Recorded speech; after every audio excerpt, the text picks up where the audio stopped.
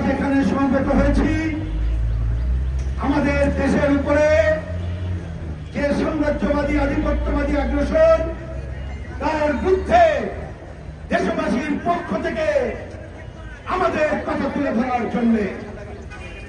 আপনারা ইতিমধ্যেই শুনেছেন আমরা এখানে কোন বড় সমাবেশ করছি না, রোড মার্চের কর্মসূচি শুরু করব। কিন্তু শুরুতেই আমি একটি কথা বলেই নেতৃবৃন্দকে আপনাদের সামনে পরিচয় করিয়ে দিয়েই আর আজকের উদ্দেশ্য নিয়ে কথা বলেই রোড মার্চের কাজ শুরু করব। বন্ধুগণ, আপনারা জানেন আজ কদিন পরেই জুলাই মাস শুরু হবে।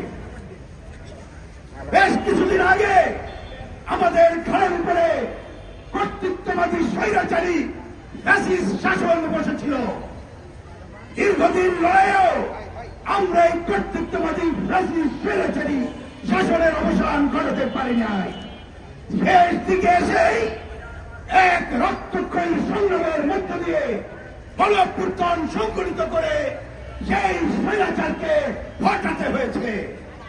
আমরা তাই কথার শুনতে 2024-এ গণঅভ্যুত্থানে যারা শহীদের জীবন দিয়েছেন তাদের স্মৃতির প্রতি শ্রদ্ধা জানিয়ে আমাদের এই সামগ্রিক কর্মকাণ্ড শুরু করব। বন্ধুগণ, আমরা একই সাথে আজকে কথা মনে করব, এই যে সাম্রাজ্যবাদী আগ্রাসন এটা দীর্ঘদিনের, আমাদের দেশের উপরে আগ্রাসন দীর্ঘদিনের। মহান মুক্তিযুদ্ধের মধ্য দিয়ে অর্জিত বাংলাদেশ স্বাধীন সার্বভৌমভাবে দাঁড়ানোর যে চেষ্টা আমরা করেছিলাম, বিগত সময়ে ক্ষমতাসীনদের কারণে সেটি সফল হয়নি।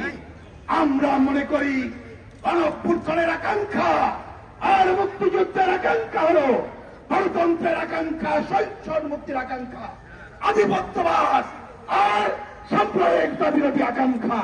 সুতরাং এই শত সংগ্রামের সকল শহীদদের প্রতিও শ্রদ্ধা জানিয়ে আমরা আমাদের কার্যক্রম শুরু করছি। ইতিমধ্যে গণতান্ত্রিক বাম মোর্চার সমন্বয়ক নাসিরউদ্দিন আহমেদ নসুভাই বলেছেন, আমি কথা না বাড়িয়ে শুধু এটা বলতে চাই, আমাদের সামনে যেসব ভাইরা আছেন সবাই আমাদের রোড মার্চের সাথী। হয়তো আমাকে একটু অন্যায় কাজ করতে হবে, বাইরের সবার নাম বলতে পারছি না, ক্ষমা করবেন। এখানে বিভিন্ন দলের প্রতিনিধিরা, একজন সিনিয়র নেতৃবৃন্দ আছেন, শুধুমাত্র